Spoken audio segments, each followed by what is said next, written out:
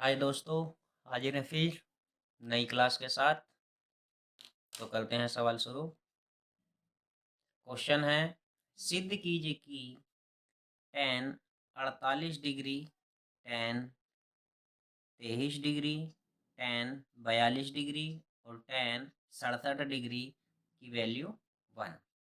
तो हम यहाँ पर लेंगे LHS, लिखेंगे LHS। राइट हैंड साइड में हमें दिया है tan 48, tan 23 degree, tan 42 degree और tan 67 डिग्री। ये हमें RHS में आंसर लेके आना है। तो करते हैं सोल्व। जैसा कि आपने पिछली कक्षा में फॉर्मूले पढ़े थे, 48, tan 48 को हम लिख सकते हैं tan 90 माइनस 42। 90 से 42 जाएंगे तो 48 बचेंगे। इसी तरह इसको tan 90 माइनस 67। हमने शुरू के दो चेंज कर दिए हैं फॉर्मूले के रूप में, लास्ट के दो ऐसे लिखने हैं, tan 42 डिग्री, tan 67।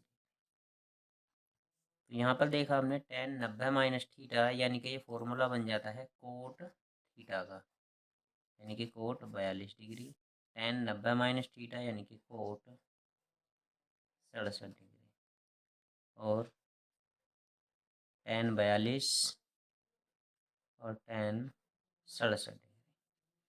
जैसा कि आपने शुरू में इस फॉर्मूले देखे थे, तो tan को हम लिख सकते हैं 1 अपॉन कोट को 1 अपॉन tan थीटा, यानी कि tan 42।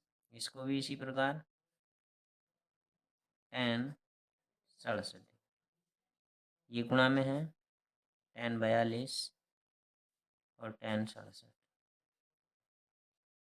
तो यहाँ ये ऊपर नीचे हैं, तो इससे ये कट जाएगा और इससे ये कट जाएगा। आंसर आ जाएगा आपका 1, जो कि हमारा है RHS। चलते हैं अगले सवाल पर।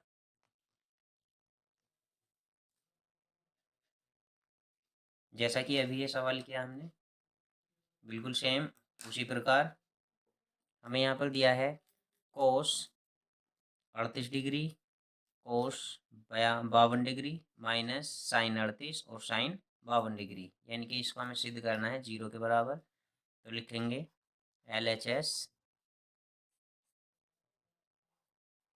कोस 38 degree, cos 52 degree minus sine 38 degree, sine 52 degree.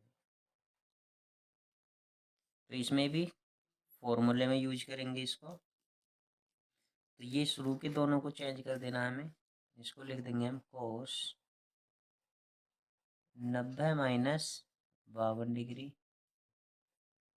और कोस 90 माइनस 38, माइनस इन दोनों को ऐसे रहने देंगे, साइन 38 डिग्री और साइन 52 डिग्री। जैसा कि अब हमें दिखाई दे रहा है, ये फॉर्मूला बन चुका है। कोस 90 माइनस थीटा, निष्पत्ति चेंज होगी, ये चेंज हो जाएगा साइन में। तो साइन 52 डिग्री, ये भी साइन में हो जाएगा sine 38 degree, minus sine 38 degree और साइन 52 डिग्री। देखिए दोनों पक्ष एक जैसे हैं। ये शुरू में इनको क्रम से लिख सकते हैं। हम इसको लिखते हैं sine 38 degree, sine 52 degree minus sine 38 degree, sine 52 degree. तो जैसे ही हम इस सब में से इसको माइनस करेंगे तो इसकी वैल्यू हो जाएगी 0, जो कि हमारा RHS है। यही हमारा आंसर होगा। चलते हैं अपने नेक्स्ट सवाल पर।